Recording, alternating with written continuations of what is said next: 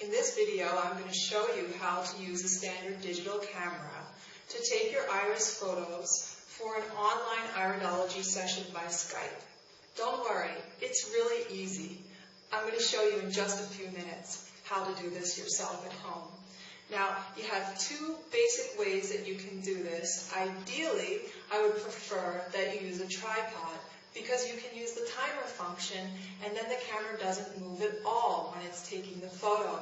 With that, you get the clearest photo possible. The other option, which is what most people will probably do, is to have someone else hold the camera for them. In that case, be sure to set the camera up in the same way, which I'm going to show you in just a minute.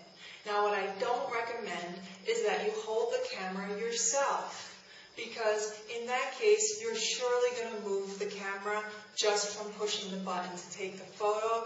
That's going to result in an unclear photo, which is unreadable for an iris assessment. Okay, so I have my camera set up on a tripod. It's all ready to go. This is really easy. Let me just stress that again. The best thing to do is to use indoor daylight. So you don't want to try to take your pictures at night because there's too much contrast between the darkness in the room and the flash of the camera, and people are usually getting a lot of glare on their photos. So indoor daylight is best. If you have a window next to you, like I do, try to face sideways to the window and not facing the window, because the window will also give you a lot of glare. Sometimes the glare comes right back from the glass. Alternatively, you don't want to face directly away from the window for that same reason as well. The flash will shine off the glass and you'll have a lot of glare in your photo. So I'm sitting sideways to the window next to me.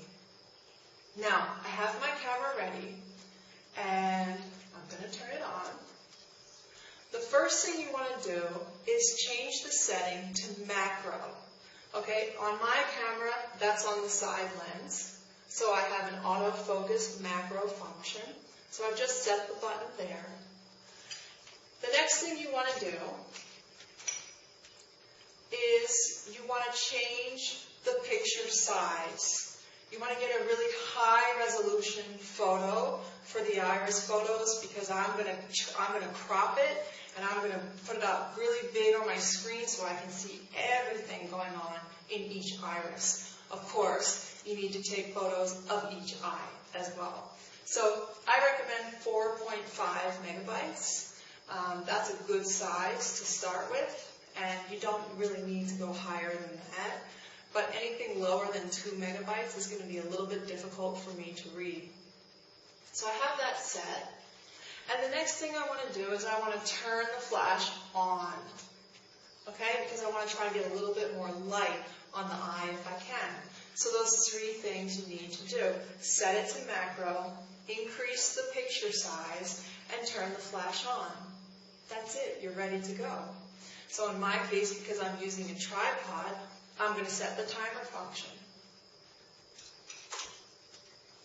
And when I'm getting ready to take the actual photo,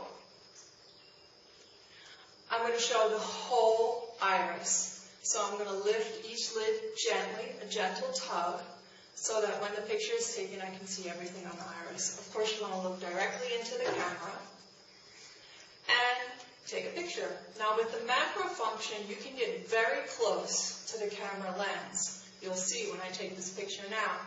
Hold the eye open. Take the picture.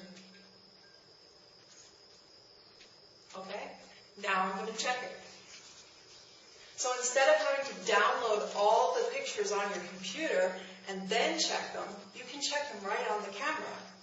All you need to do is go back and look at the photo, and then use the zoom feature on your camera to check the photo.